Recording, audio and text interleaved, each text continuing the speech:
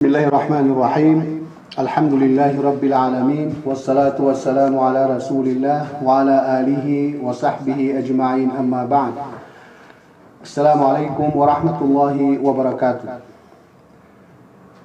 Ang paksang ating tatalakayin sa oras na ito ay patungkol kay Prophet Muhammad sallallahu alaihi wasallam. Una sa lahat, sino si Muhammad sallallahu alaihi wasallam? Si Muhammad sallallahu alaihi wasallam, siya ay kauli-uling sugo ng Allah para sa sangkatauhan. Siya ay isinilang sa lungsod ng Makkah, na isang nilalang na lungsod sa loob ng Saudi Arabia sa kasalukuyan. Siya ay isang tao na pinili ng Allah bilang huwaran para sa sangkatauhan. At siya rin ang kauli-uling sugo ng Allah na bilang propita at sugo para sa sangkatauhan. Ang pagitan ni Prophet Jesus o kay si Isa alayhi salam at si Prophet Muhammad sallallahu alaihi wasallam na silang dalawa ay puro mga propita ng Allah. Sa mga lahi ng Israelita, ang pinakahuling sugo ng Allah o kay propita ng Allah ay si Prophet Jesus. Dito naman sa mga lahi ng mga Arabo, ang pinakahuling sugo ng Allah o kaya ang kanyang propita ay si Prophet Muhammad, sumakanila nawa ang pagpapala at kapayapaan. Ang pagitan ni Prophet Muhammad sallallahu alaihi wasallam at si Prophet Jesus ay humigit kumulang sa 570 years ang kanilang pagitan.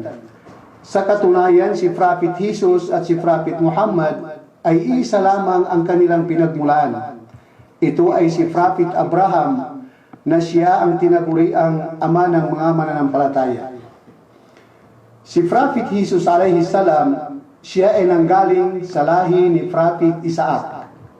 Si Prophet Muhammad sallallahu alaihi wasallam naman ay siya ay nagmula sa lahi ni Prophet Ismail alayhi salam. Kaya si Prophet Isaac at si Prophet Ismail, sila ay kapwa mga anak ni Prophet Abraham. Kaya isa lamang ang kanilang pinanggalingan o kay pinagmulaan. Ito ay si Prophet Abraham. Si Prophet Muhammad sallallahu alaihi wasallam ay isang taong hindi siya marunong sumulat at hindi siya marunong bumasa.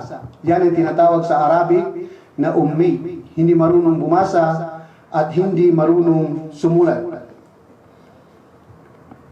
Pero sa kanyang kapanahunan, sa kanyang kabataan, bago pa siya naging isang propita ng Allah para sa katauhan, siya ay kilala na sa kanyang puok sa Makkah na isang taong mabait at mapagkatiwalaan.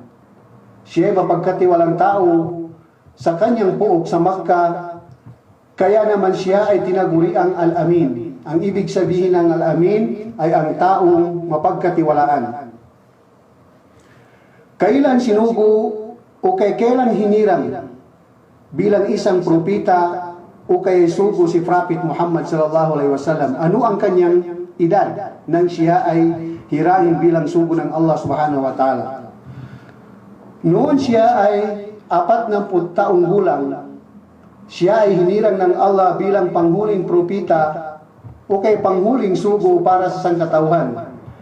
At dito rin nagsimulang ipahayag ng Allah sa kanya ang huling revelasyon o kay huling kapahayagan, na ito yung tinatawag na banal na Quran.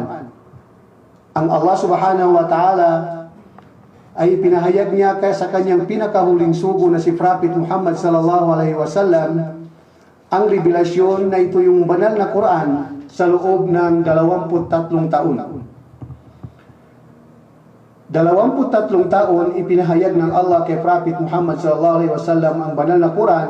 Ang ibig sabihin, ang Quran ay ibinaba kay Prophet Muhammad nang hindi isang beses lamang, kundi sa loob ng 23 taon. Ang kauna-unahang talata na ibinaba ng Allah kay Prophet Muhammad sallallahu alaihi wasallam ay itong tinatawag na Suratul Alaq. Ito ay batay na sinabi ng Allah sa banal na Quran, Iqra bismi rabbikal ladzi khalaq, khalaqal insana min 'alaq, Iqra wa rabbukal akram alladhi 'allama bil qalam 'allama al insana ma lam ya'lam. Ang kahulugan yung sa wikang Tagalog sa pinakamalapit na pagkakatagalog. Bigkasin mo, Muhammad, ang anumang ipinahayag sa iyo mula sa dakilang Quran o kay mula sa banal na Quran bilang iyong pagsisimula sa pangalan ng iyong Panginoon, ang Allah subhanahu wa ta'ala, na siya ay bukod tanging tagapaglikha at siya ang lumikha ng lahat. Siya ang lumikha ng lahat mula sa malapot na namuong dugo. Bigkasin mo, Muhammad, ang anumang ipinahayag sa iyo at katiyakan ang iyong Rab o kaya iyong Panginoon na tagapaglikha ay sagana sa kabutihan at malawak ang kagandahan noo, na siya ang nagturo sa kanyang nilikha ng pagsusulat sa pamagitan ng panulat, at siya rin ang nagturo sa kanyang mga nilikha o kaya sa mga tao sa anumang bagay na hindi niya alam. Mula sa kadiliman, siya ay iniahon niya ang tao mula sa kadiliman tungo sa liwanag na kaalaman. So yan ang talata, kauna-unahang talata na ibinaba kay Prophet Muhammad sallallahu alaihi wasallam, at diyan din nagsisimula nang siya'y hirangin bilang isang propeta ng Allah subhanahu wa ta'ala. Mayroong pang isang talata na binanggit ng Allah sa banal na Quran, tulad ng sinabi ng Allah, Ya ayuhal muddathir, kum fa'andir, wa rabbuka fakabbir, wa thiyabaka fatahhir, wa rujza fahjur, wa la tamnun tastakthir, wa li rabbika fasbir. Ang kahulugan yung sa wikang Tagalog sa pinakamalapit na pagkakatagalog. Sinabi ng Allah, o ikaw na nagbalabal, o kaya ang tinutukoy dito ay si Muhammad sallallahu alaihi wasallam. O ikaw, Muhammad, na nagbalabal o kaya nagtakip ng buong katawan sa pamagitan ng iyong kasuutan, tumayo ka mula sa iyong higaan at magbigay ka ng babala tungkol sa kakilakilabot na parusa ng Allah subhanahu wa ta'ala, at dakilain mo ang iyong Panginoon. Wa thiyabaka fatahhir, at linisin mo ang iyong kasuutan mula sa mga bagay na mga marurumi, at manatili ka sa paglayo sa mga Diyos-Diyusan. Yan ang tinatawag na waruz sa fahjur.